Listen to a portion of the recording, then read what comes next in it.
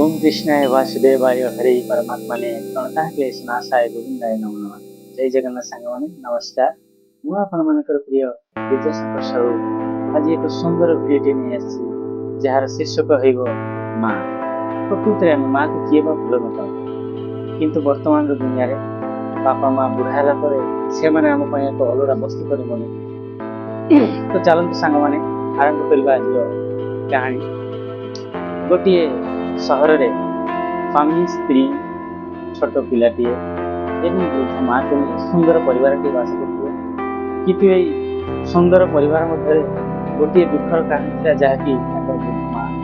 ସେଇ ବୃଦ୍ଧ ମା ଜଣଙ୍କର ଗୋଟିଏ ଆଖି ନଥାଏ ଏବଂ ବୟସର ଶେଷ ସୀମାରେ ସେ ଉପନୀତ ହୋଇଥାନ୍ତି, ଯାହାକି ତାଙ୍କ ସହରିଆ ସାଙ୍ଗମାନଙ୍କ ଆଗରେ ତାଙ୍କୁ ଲଜ୍ଜା ଅନୁଭବ କରିଥାନ୍ତି।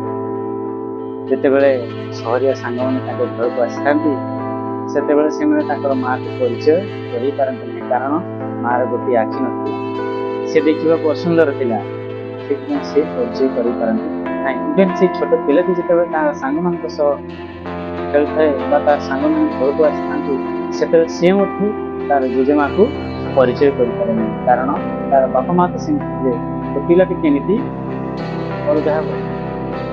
ଏହା ଏକ ଦୁଃଖର ବିଷୟ। କିନ୍ତୁ ଏଇଭଳି ଭାବରେ କିଛି ଦିନ ବିତିଗଲା ପରେ ସ୍ୱାମୀ ସ୍ତ୍ରୀ ଭିତରେ ସେ କଥା ହେଲେ ଯେ ଆମେ ଆଉ ମାଆକୁ ଆମ ପାଖରେ ରଖିବାନି, ଆମେ ତାକୁ ବୃଦ୍ଧାଶ୍ରମରେ ଛାଡ଼ିଛୁ। ଏହା ଶୁଣି ସ୍ୱାମୀ ଜଣକ କହିଲେ, ତୁମେ ଠିକ୍ କହିଛ, ଆମେ ମାଆକୁ ନେଇ ବୃଦ୍ଧାଶ୍ରମରେ ଛାଡ଼ି ଆସିବା। ଯେତେବେଳେ ଏଇ କଥା ମାଆକୁ କୁହନ୍ତି ମାଆଙ୍କ ପାଦ ତଳୁ ମାଟି ଖସିଯାଏ, କାରଣ ମାଆ କେବେ ଭାବିନଥିଲେ ଯେ ତାର ପୁଅ ଏହିପରି ଭାବରେ କହିବ।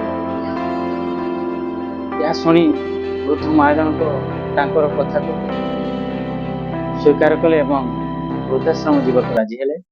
ତାପରେ ଦିନ ସେମାନେ ମାଆଙ୍କୁ ନେଇ ବୃଦ୍ଧାଶ୍ରମ ଅଭିମୁଖେ ଗମନ କଲେ ଏବଂ ବୃଦ୍ଧାଶ୍ରମର ଗେଟ୍ ପାଖରେ ପହଞ୍ଚି ଯେତେବେଳେ ସେଇ ବୁଢ଼ୀ ମା ଜଣକ ଗାଡ଼ିରୁ ଓହ୍ଲେଇ ପଡ଼ନ୍ତି ସେତେବେଳେ ସେଠାରେ ଯୋଗୁଆଳି ଜଣକ ପୂଜା ଦେବୀ କହି ତାଙ୍କ ପାଖକୁ ଚାଲି ଆସିଲା ଏବଂ କହିଲା, ଆପଣ ଏତେ ଦିନ ପରେ ହଠାତ୍ କ'ଣ ବୁଲିବାକୁ ଆସିଛନ୍ତି?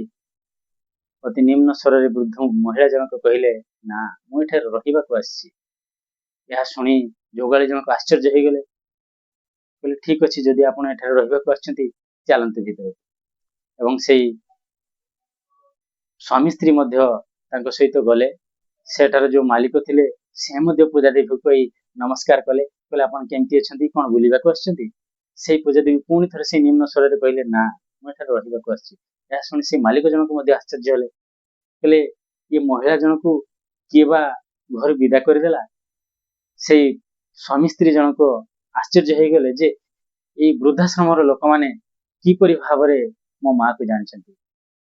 କାହିଁକି ନା ଯେତେବେଳେ ଯୋଗାଳି ଜଣକକୁ ପଚାରିଲେ ଯେ ମୋ ମାଆକୁ କିପରି ଆପଣମାନେ ଜାଣିଛନ୍ତି, ସେଇ ଯୋଗାଳି ଜଣକ ହାତ ଛାଡ଼ି ଦେଖିଦେଲା, ଦେଖୁଛନ୍ତି ଏଇ ଯୋଉ ଅନାଥାଶ୍ରମ, ଏଇ ଅନାଥାଶ୍ରମରୁ ସେ ଗୋଟିଏ ବିକଳାଙ୍ଗ ଅର୍ଥାତ୍ ଗୋଟିଏ ଆଖି ନଥିବା ଶିଶୁପୁତ୍ରକୁ କୋଳେଇ ନେଇଥିଲେ, ଯାହାକୁ କି କେହି କୋଳେଇବାକୁ ନାରାଜ ଥିଲେ, କିନ୍ତୁ ସେ କୋଳେଇ ନେଇଥିଲେ ଏବଂ ସେ ନିଜର ପୁତ୍ର ଭାବରେ ଲାଳନ ପାଳନ କରିବାକୁ ତାଙ୍କ ସାଙ୍ଗରେ ନେଇଯାଇଥିଲେ।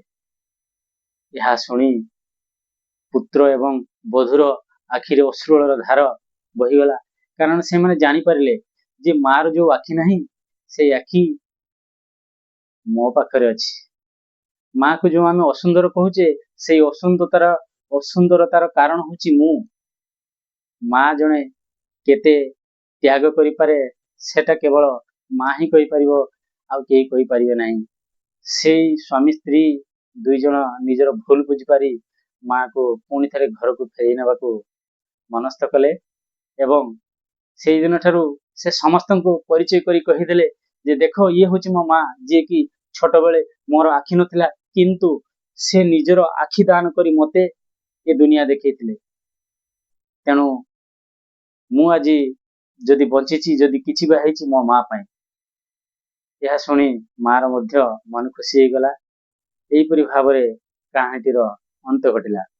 ତ ସାଙ୍ଗମାନେ, ଆମେ ମଧ୍ୟ କେବେ ହେଲେ ଆମ ବାପା ମାଙ୍କୁ ଅବହେଳା କରିବା ନାହିଁ, କାହିଁକି ନା ବାପା ମାଙ୍କଠୁ ବଡ଼ ଦୁନିଆରେ କେହି ବି ନାହାନ୍ତି।